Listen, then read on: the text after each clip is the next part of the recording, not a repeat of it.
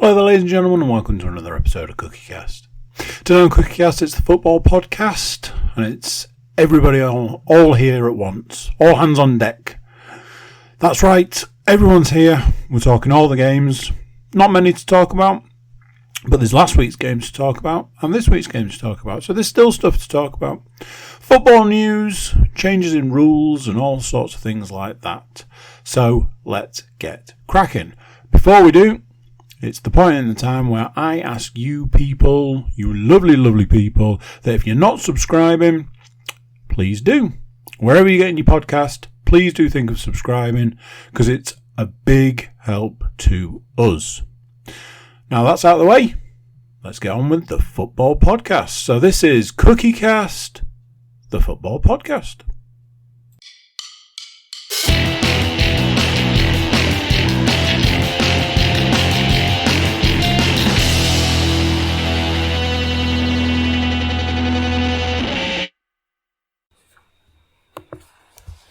Recording in progress. Well, there you go. Without further ado, I'm just going to go straight over to the host and let him do the intro duties. Paul? Hi! Hello everybody.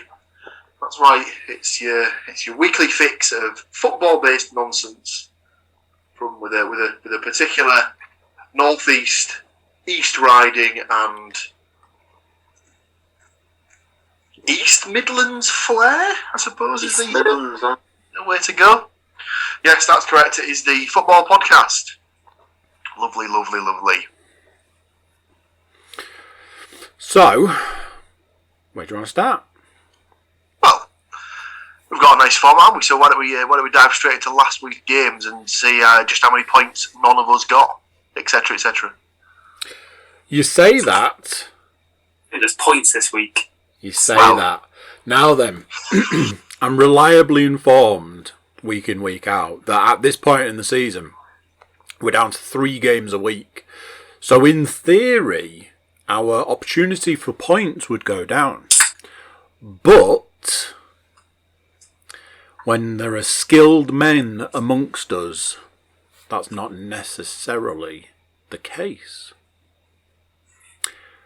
Let's find out with Middlesbrough versus Swansea City. Paul, most of us thought this was going to be a comfortable Middlesbrough victory. How comfortable was the victory in actual fact? Well, we were correct in the fact that it was a Middlesbrough victory. What we weren't correct with is that they were able to keep a clean sheet. They finished Middlesbrough 1, Swansea 0. Now, at some point I do expect Stu to jump in here and say, well, probably shouldn't have been a 1-0 win. It should have been a 1-1 draw, because apparently Swansea had an absolute nailed-on penalty turned down. But I've seen the replay and he doesn't touch it. So.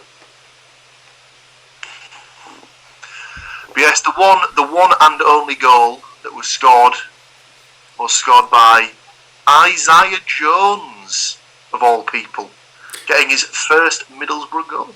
Now, I had to double and in fact triple check that Jones was in fact the goal scorer, as I'd never heard his name mentioned before. So was like, I am looking at the right thing. Is it an own goal from like a Swansea City player or something like that? But in fact, no. Jones is the correct answer. So the thing that might make Matt in particular happy is the fact that Is he the right back? he is indeed the right wing back. So it's the possibility that Middlesbrough might not need to recall Jed Spence in January. He's definitely coming back. I don't think there's any debate in that. He's definitely going to be. I think even just if Middlesbrough are trying to rinse $1 million out of Forest, I think that's the kind of thing that had been rumoured around Forest, was that they were going to start say, oh well, we're going to recall him, but if you want to keep him, to quote, to kind of paraphrase Tom Cruise, show his money. But yeah. I wasn't sure if Paul was trying to rib Matt there before it all panned out, because when I said most of us had Middlesbrough down to win, not all of us had Middlesbrough down to win, and in fact have dropped points because of that reason. So nobody got a correct score, so it's just points for Paul, Stu and myself. As previously pointed out, this is a new name for the book, so nobody pulled that name out, and anybody who might have put Swansea down to score, obviously there's no points there. So starting off nice, steady away, points, job done. Let's move on and see if we can get more of those lovely points that we crave week in, week out. So, Nottingham Forest, Peterborough United. These two teams have something in common, and that is that they played football against each other. And we go over to the Nottingham Forest fan to say, Matt, what happened in this game? Well, I think there's points for everybody in this game, because Forest ran out 2-0 winners with a couple of spectacular goals all round. With I think the collective total of about 9 yards out for both of them. So James Garner bundled in his first goal of the season. I mean, they gave it as a grab and assist, and that's loose in the loosest sense of the word, as it hit his heel and went to James Garner, and it just happened that he was there to poke it in the back of the net. And then the second goal was just a spectacular affair, as Ryan Yates charged into the penalty box and it hit him and went in, would be the kind of thing. And he ran away celebrating it like he'd smacked it in from 40 yards out. Did it go in off his chest in the end? I mean, it might have touched every part of his front apart from his kind of thing. It kind of hit his chest and then rolled down his belly and clanged in off his knob. So it was not a pretty goal.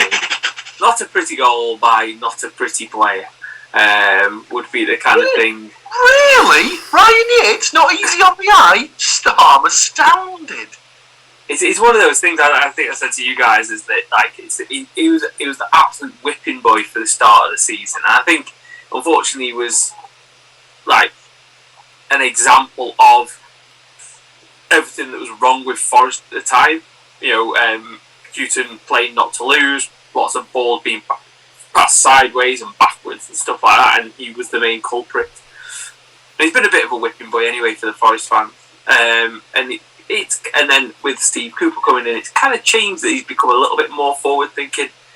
He's still not good. Just so for any Forest fans that were just kind of concerned that they might have changed their mind, he's still not good. He's still dirty. He's still petulant and stuff like that. Just the team is not completely crap, so it's covered by that now, kind of thing. So, but yeah, I think apparently a comfortable 2-0 win. Could have been a bit more.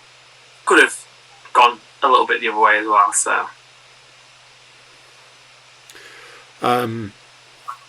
So, as you correctly said, Matt, this is points everywhere. Paul went a little bit high with a 3-0, so it's just a 1 point. Of the 3 people you predicted score, you only predicted 2 for a start, and neither of them scored. Matt, as the Forest fan, you also went in with a 3-0. Of the 3 you predicted, you didn't get either of the goal scorers. Just 1 point there for you. I went conservative. I went with a 1-0, but it's still points. Unfortunately for me, I only ever picked one person to score for Forest, and it was not that person that scored goals. Anybody who knows how the book goes and how the format goes, and it generally goes in kind of a list, same week in week out, might have realised that I missed somebody on the list because Stu decided I've got this one in the bag. It's going to be 2-0. Well, that's correct prediction. 2 points. He's like, I've obviously misspelt Garner here. I put a couple of B's in, and it's all gone a bit wrong. But I did get from you Yates, Stu. So that's another point there. That's 3 points for you from one game. Excellent. Truly harrowing. I can almost recall now the groan that was let out when I said that name last week by Matt. And it's I'd say it's come to fruition, but as you've already pointed out, it went off 35 different body parts before falling in the net. I might not be picking it again so soon. Speaking of the resident Hull fan, his team took on Reading. Reading versus Hull City. Now then, Stu, let's finish up the week strong with points. What was the score in Reading versus Hull? Okay, so yeah, nice little local trip out for the Hull boys down to Reading. Finished Reading 1, Hull 1, and the goals were scored by Holmes and Mike Wilkes for Hull. There was all sorts of confusion about that opening goal, about who possibly scored it, but it was pretty clear cut on the replay. I'm not quite sure why that got goosed, but it did. Wilkes' goal was from quite a distance, and it felt a little bit like a keeper error. But it sort of squirmed under his glove and found its way in from a good distance. But by all accounts, the Hull City goalkeeper had a decent game, Baxter. But akin to Paul's penalty shout in the Middlesbrough game, there definitely should have been a penalty for Reading late on, as Dishon Bernard handled and pressed from Andy Carroll, and it got waved away, thankfully. So we escape with a point. I guess, are we going to get any points out of a 1-1 draw is the question. That is the question, and the answer is no.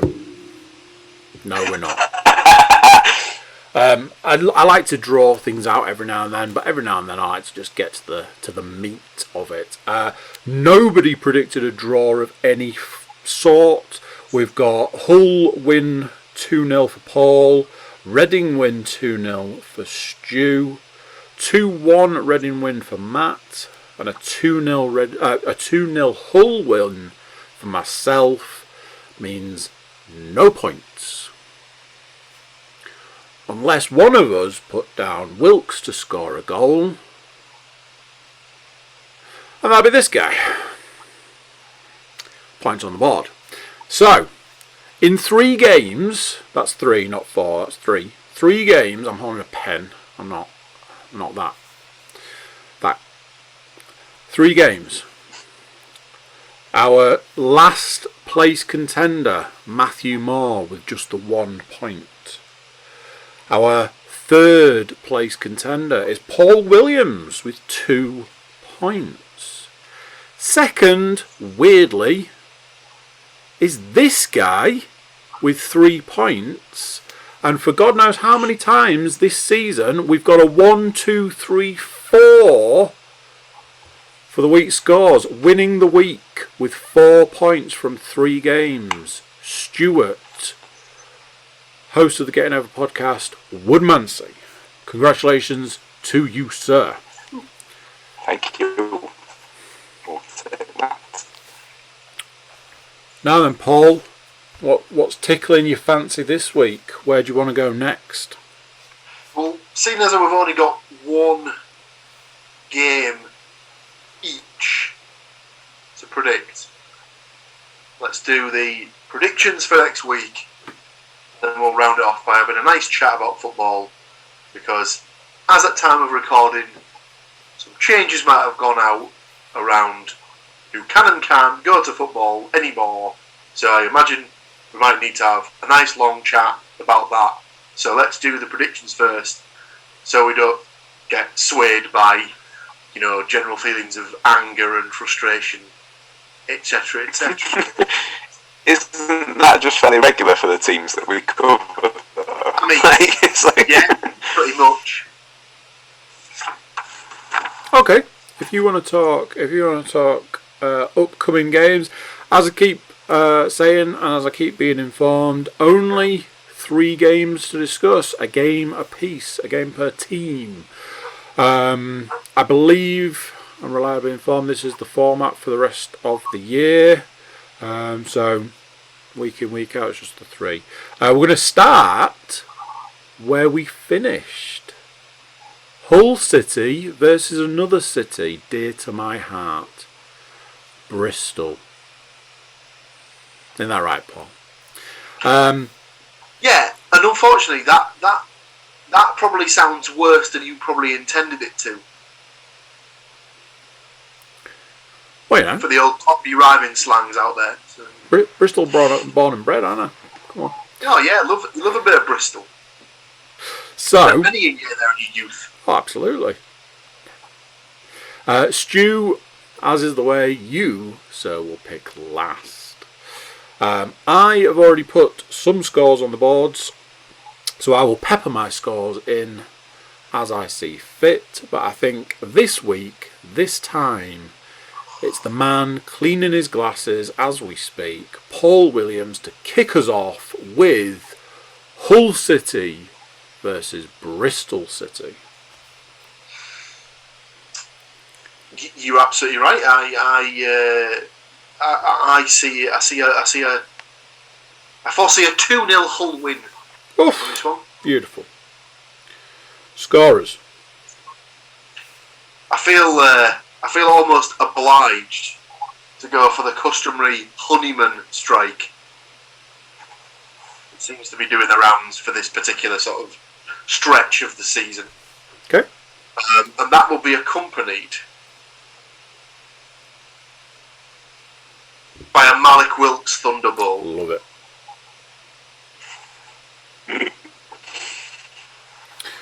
I have gone a little bit more conservative on this one. I've gone with a 1-0 Hull City victory.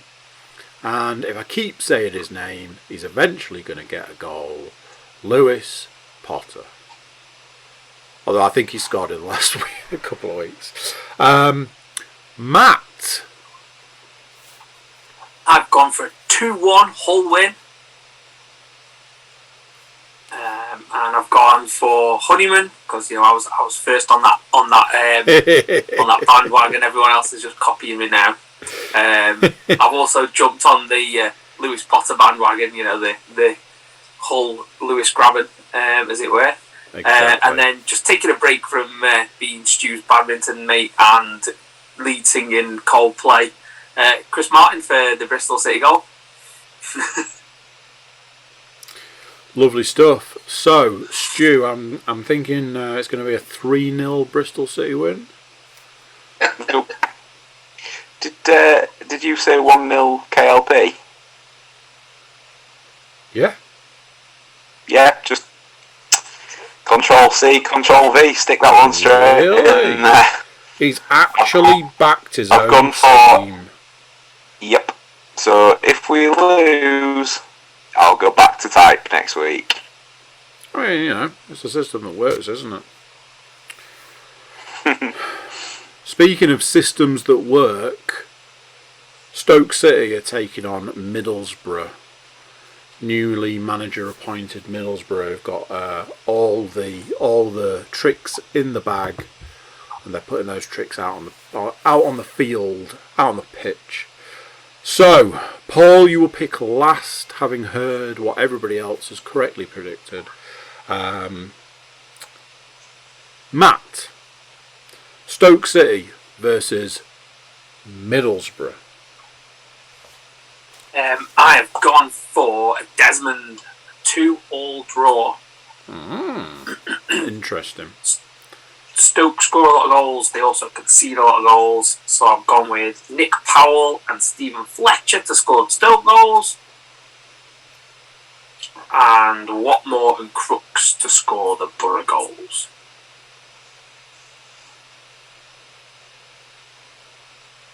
Okay. I reckon Middlesbrough have got this one. 2-0 to Middlesbrough. Tavernier and Coburn to score them their goals. Stu. Not too dissimilar to Matt's. I've gone for a draw, but I've gone for a 1-1 draw. I've also got Fletcher to score for Stoke, but I've gone for Sporar for Borough.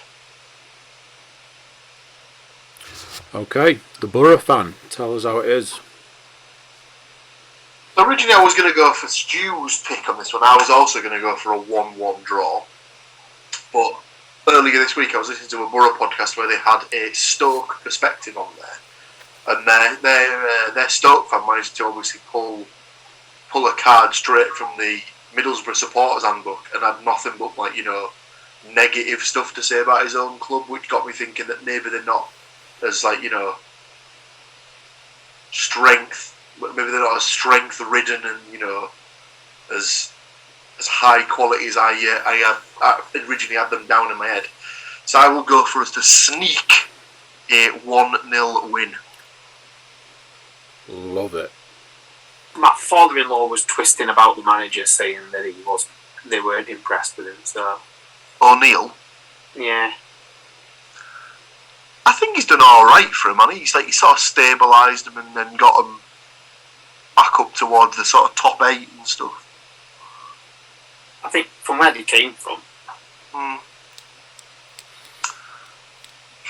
now who's going to score the goal? Well, it was the right wing back this week. Or last week. So why don't we go for the left wing back this week? So we'll go for Bowler. I obviously just hate points, don't I? I thought you'd just gone topical with the Ashes starting. You've picked a cricketing name. Well, I did spoiler alert. I did tune into it last night and then was like, get a good start and then first ball. Unbelievable. It's just like bedtime. No, stupidly, I stayed up till 3. So. Oh, dude. Just to see if they could turn it round. No, because it was at that point I was like, I wonder how many wickets I can actually view before I go to bed. Say this. Our final game of the week, Swansea City taking on Nottingham Forest. As I said previously, it's another case of sloppy seconds. It is. As I said earlier, I was going to pepper my predictions in, and I'm going first this time. Swansea City 1, Nottingham Forest 2. Grimes for Swansea City, and he's got to get them 60 goals somewhere. Grabs and Johnson. So Matt will go last. Paul, let's go back to you for more predictions.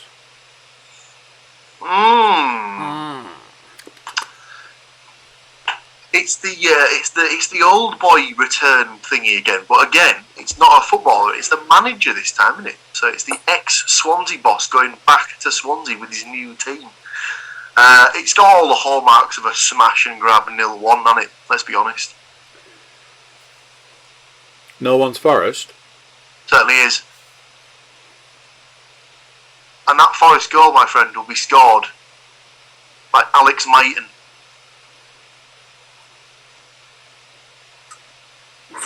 Alright. In from the cold, Alex Maiton.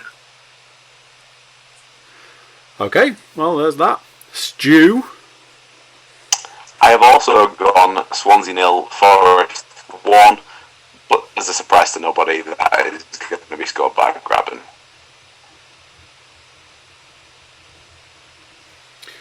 Go on then, Matt. What's really going down in this game? I don't put much. I put thought into my predictions, and then I realised I just go out the same ones all the time. So I've gone with the 2-2 draw. With this one, I kind of took the balance of, obviously, it's the manager going back to his ex-club, but also, like, they didn't really want him to leave. Well, it's a funny situation, but 2-2 draw. I've gone Graben and Johnson for Forest. Pirot for one of my Swansea goal scorers, and the next Forest player that didn't really get a chance, probably deserved a bit more of a chance, Jamie Patterson for the second one. So yeah, 2-2 draw there. That's it. I had completely forgotten that he played for Forest. He was there a while as well. That is it. The book is closed. The predictions are done. Now then, at this point in time, I'm thinking if there's plenty to discuss in This Week in Football, what might be an idea is to take an ever so small break, which for you listeners / watchers will be merely a moment, and for us will be a little bit longer. So, we will be right back. See? Yeah, you like that one? Right back. Yeah.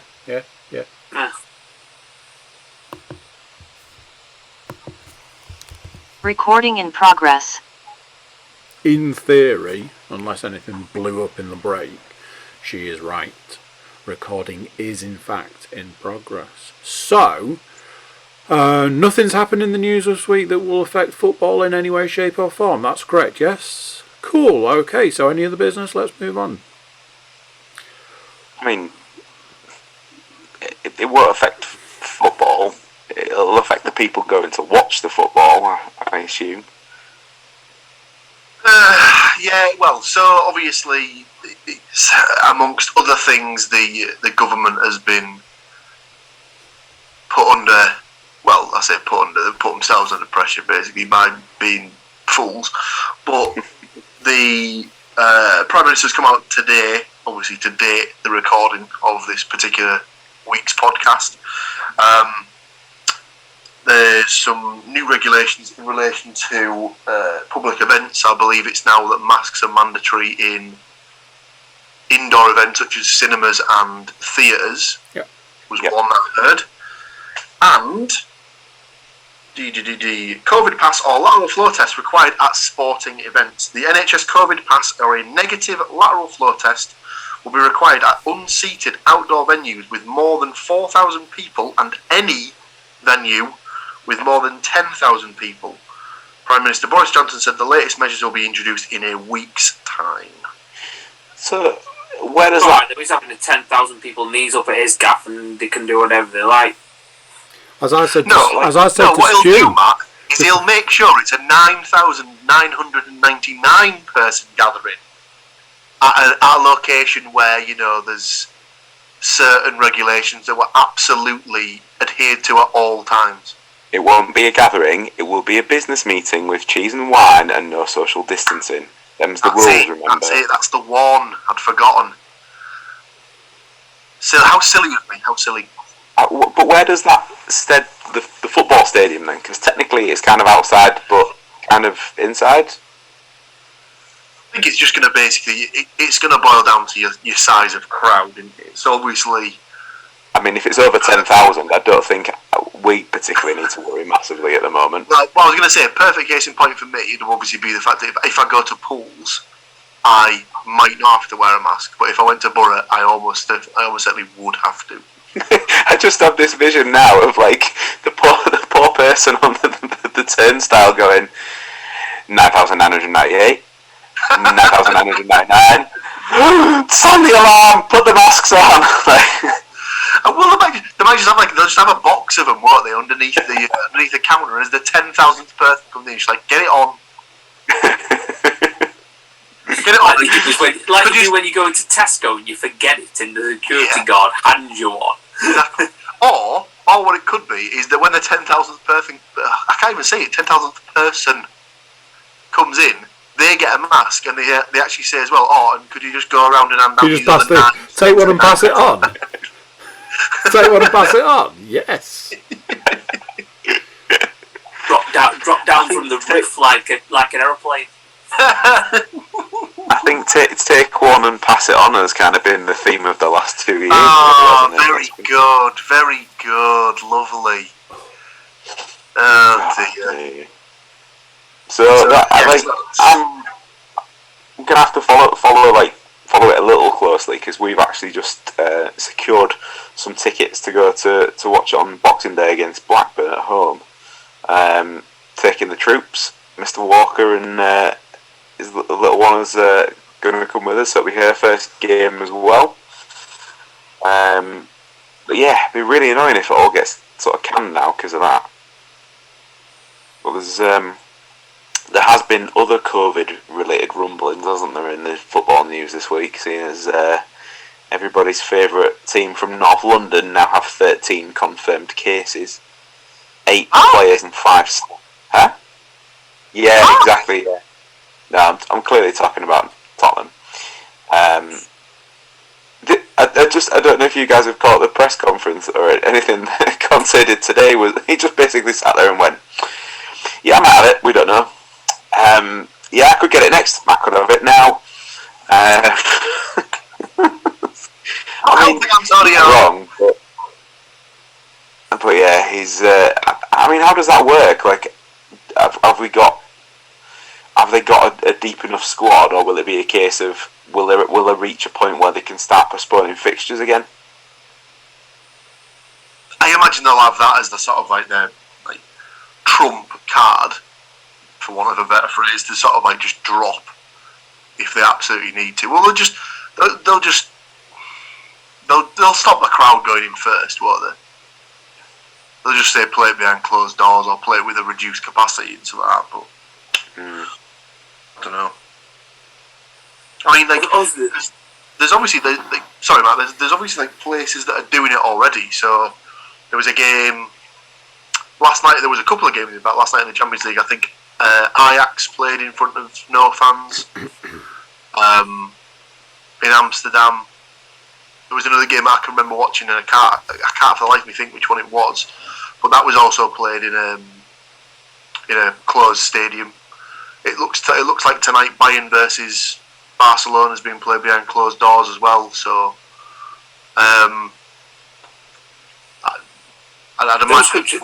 those countries have gone into a lockdown already, haven't they? Whereas we're hedging our bets as previously proved as a successful method of combating COVID-19. Yeah. But I don't know. The Tottenham thing is obviously they're not going to go to behind closed doors because obviously the players having it. So it technically is not a threat to the public. But they're just going to get to the point, like Stu said, the squad's just going to be 13. Was it 8 players? Is it 8 players and 5 staff all the way around? So at the moment, we kind of would have thought, with the amount of money that the Spuds have spent on players, that they'd have enough players. But, what's the quality like? Probably not good. But they've got a Europa League game, or what is it? No, not even Europa League, is it? They wish they had a Europa League game, my friend. They wish. Like the FA Vars of Europa League, or something like that. Apart from people actually want to win the FA Vars. But they've got that game on. They've got that game tomorrow. I don't know if that's at home or whether that's away. But you're going to get yourself to the point where players are stuck somewhere for 10 days or whatever kind of thing. So yeah. Surely, if worst came to worst, they'd either have to put in the under 23s, which in theory should be separate from the first team in squad anyway, or they just have to forfeit the game. Surely. Because you'd imagine it's there, it'll be protocol that they haven't followed, which has sort of led to them contracting it. You'd imagine.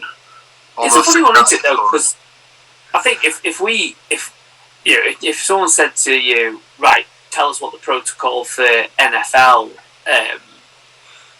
like COVID-19, we could probably give it a good stab at kind of, all right, if you're vaccinated, you get 5 days. If you're if you're not vaccinated, it's 10 days. If you're Aaron Rodgers, lie for it for a bit and hope that you get away with it. Well, I was just going to say, what Not do you just do Aaron if Rodgers, though, is it? Yeah. No, what do oh you God, do, What do no. you do I if mean- you say that you've got the vaccine, but you've actually just got someone to lie for you and produce a document that says you've got the vaccine? You It's like play McLovin for the pass, Tampa kind Bay of. Buccaneers, don't you? Yeah, you would. You would need to be best friends with Tom Brady for that to happen, but that's not. I'm surprised he hasn't killed him for that, but obviously different pod. But like the football protocol, like football, I haven't got a clue what the procedures are, and there doesn't seem to be any transparency with it, or whether it's different from club to club, or whether the FA have a kind of set standards or what. But I mean, they've not taken. I mean, obviously we kind of came out of full lockdown, obviously all ready to go back in, but there's been this sort of attitude, particularly over like here, where the rules have been relaxed to the nth degree, pretty much. Whereas in some sports, they've still been taking it as sticking in the bubbles and keeping everything secure, and it kind of protects the fixture as well as the sort of the players and staff and what have you. But I mean, footballers over here have been getting up to regular life, haven't they? In the meantime, mixing with I think saying that it's them not following protocol could be a bit of a disservice, because I mean, if they really want, they could go down Tesco's and lick everything in the shop. exactly. No rules against it, but I don't know. It's a difficult one, really. I'm more on the lines of it's probably just one person has unfortunately got it, and then obviously it's just spreads like wildfire. So it could happen in any place of work, realistically. Yeah, that's true. yeah, They go eat in the same place. They obviously get changed in changing rooms, which aren't particularly spacious. But then you go to the local wherever people work, and it's still enclosed spaces. And It's funny you say that though, because I don't know if any of you actually watched the Spurs All or Nothing documentary. But obviously, the part of that that took place during the first, when it first broke out and stuff like that. And one of the first things they did was they actually moved from the football dressing rooms into the American football dressing room because there was more space. Uh-huh. So I would imagine that potentially they just never stopped using that really, and just used that for the football, so they had more space to sit in. yeah.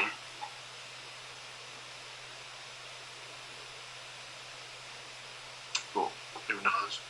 Be interested to see how it goes. So obviously they fully played teams as well with players and that. So Yeah.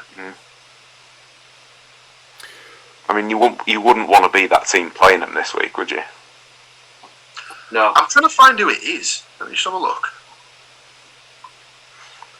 What, in the Europa Barnsley, Conference, yeah. the Conference Varna League North of That's the Europa? one. To be fair, it's actually a reputable team. This one, it's Ren. So Taking busy time out of their kitchen fitting schedule to fit in a kit. well, I can't remember who the team was that they played. There was a team they played the last round, and they were getting absolutely panned for getting beaten by him. And I think it was because it was like a Slovenian team that. I think the guy covering it for Sky Sports at the time said that he would have been embarrassed taking a conference team there and not getting a result. God, that was it Jamie? What's his name? Jamie O'Hara. That's it. Yeah. I mean, he went. The deep end was not even there. He'd gone way past the deep end. They were disgraced. Never should play for Tottenham again. And kind of It's a game of football game. Calm down. He'd obviously been spending his time watching the old Jamie Carragher-Roy Keane argument and thought, I'll have some of that. That was funny as that. Just so good. So, anything else news-based? I've got nothing. Yeah, that was kind of it for me. It's been a bit, strange enough, it's been a bit of a quiet week, really. I suppose just to tie up the loose end of last week's podcast, that it was confirmed about Ralph Rangnick, and he got his work permit through, didn't he? Won his first game in charge against Palace. So that kind of tied that. As we always say about things changing 20 minutes after we finish recording, that pretty much was when he got his work permit. So you're welcome for that, Ralph. Enjoy that. Obviously, Carrick left the club completely, wasn't it? Yeah, Oh, yeah. I was just going to say that. That's the one thing that did come out of it, which was a bit of a surprise, because obviously he's been there since, the mid-2000s, and had been part of Solskjaer's backroom team. And I thought he was quite highly regarded by the club as a whole, so I was surprised by that. I thought they would have wanted to keep him on. And I think it's a personal decision. I don't think it was fair enough. The club decision. I think he decided to go. See, that to me would indicate that he's maybe been lined up for a job elsewhere, potentially. So I wouldn't be surprised if, after Christmas, you see him announced as either someone's assistant or as the new head coach of insert football club here. And whatnot. That's why I should have done the old Atlanta Falcons with the mouth and just leave you the blank space to insert club name here. So in fact, let's just redub that. So yes, so I wouldn't be surprised if in January Michael Carrick leaves to go to. There you go. There we go. Fine. So if there's no more news, I think that brings us to the any other business section. Well, Paul's appointed their manager, didn't they? So. Kind of shafted me on that one, didn't it? They did win in the FA Cup second round though, so they're going to actually get through to the third round of the FA Cup. Oh, that's a point. Can you lads remember off the top of your head who Hull and Forest drew? Obviously, got Arsenal. For it seems like every other year we get Arsenal or Chelsea. So yeah, so we'll enjoy our 90 minutes in the FA Cup this year, and see you next year, lads. Disappointed. I was hoping to get a team up here, to be honest. Well, it's that sort of thing where, obviously every year that it happens, I was hoping for Pulse to get through to the third round, which they did, and then at some point get the inevitable Hartlepool versus Borough or Borough versus Hartlepool. Pulse Forest would have been good, because that's obviously one we could have gone to. Any Hull versus Forest, Middlesbrough versus Forest, any North East teams, I would have been like, yeah, brilliant, I'll go.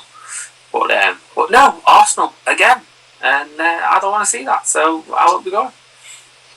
Hull have also drawn the shitty end of that lottery ticket in the respect of we got Everton at home, so it's not. It's one of them where, they could go and get a shock result, probably won't, but I don't mind Everton. I just don't think that they've got the draw that you either want somebody that you're guaranteed to get through against or somebody that you're going to get absolutely smashed and take the money from. So, and we got neither.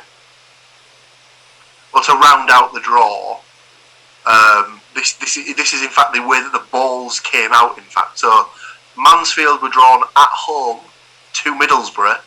The next ball out was Hartlepool. Couldn't believe it. So Pools ended up getting drawn at home to Blackpool. So at least they got a pool derby. And do you know what though? That could have upset in on that one at least. They've got a shout there. As soon as it came up, I was just thinking, oh no, if Pools at least don't get beaten by them, Stu's going to say, see, all the best teams don't lose at home to Blackpool. So this guy knows. So I'm a bit screwed either way, aren't I? So, but yeah, that sort of would round up our any other business section and potentially launches our FA Cup stuff that will start in January. It could be done and dusted in January. Yep. Starts on the 8th. Finishes on the 8th. Well, if there's nothing else, I'll... Oh no, I was wondering if Stu was trying to attempt to say he had something. Yeah, so you remember last week we talked about maybe finding something a bit nicer and possibly funnier to finish on. I remember. It wasn't an intentional look. This just literally fell into my lap this afternoon when I was having a quick look through the football stuff. And did anybody see anything from the Fleetwood versus Bolton game? Bit of a random one for me to pick out. I was hoping you might say that. So, play was stopped as Bolton were taking essentially a defensive throw-in. And anyone want to guess in this day and age what play was stopped for? I must admit, something just flashed up and I sort of like just skipped past it completely. So I won't answer, but I'll see if either of these two can get it. A cat on the pitch. You're in the right ballpark. Yeah, maybe not a million miles away. Squirrel or something like that, or... So, there was a pitch invader, but play had to be stopped as a duck just decided to take a little wander around on the pitch, prompting lots of hilarious tweets and comments about what happened, some of which were he's clearly there to play on the wing, which I quite enjoyed. Referee disappointing performance because no foul was given. But the best headline of all of it was the fact it was billed Fleetwood Quack, which I quite enjoyed. So yeah, I thought that was quite a fun little story. But I did enjoy all of the puns that came with it. Yeah, I was just gonna say Fleetwood Quack is just top notch. It's that's like next level shit punning. Let's be fair. Yeah. So I thought you'd enjoy the punnage. Very much so. Well, as local news ends in a similar way with something nice from the local area about a cat getting rescued from a tree, we've got ducks getting rescued from the football field. That is the end of our podcast, and then the end of our time here. Not in life. Hopefully. Shit, I didn't agree to that. Thank you all to you gentlemen for taking these lovely people from the often and sometimes choppy waters of the football world.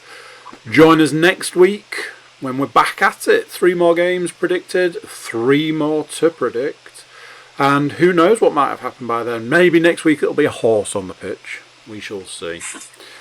Nah, if there's a horse anywhere near it, a Newcastle fan will just pop up and chin it. So let's not go.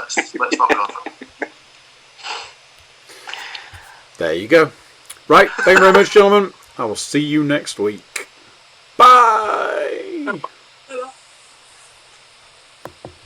So there we go. What do you think to that? Big thanks to everyone for jumping on and filling your ears and eyes with football goodness. If you're checking us out on YouTube, iTunes, SoundCloud, or wherever it is that you get your podcasts, do consider subscribing. That way you know when there's more episodes of your favourite podcast. You can also jump over to the website, it's cookiecast.com. Check us out over there, and you can get in touch with us. Social media, email, whatever you like, it's there, and you can drop us a line. That's it for this one. Till next time, I'm going to say bye, and I'll see you then.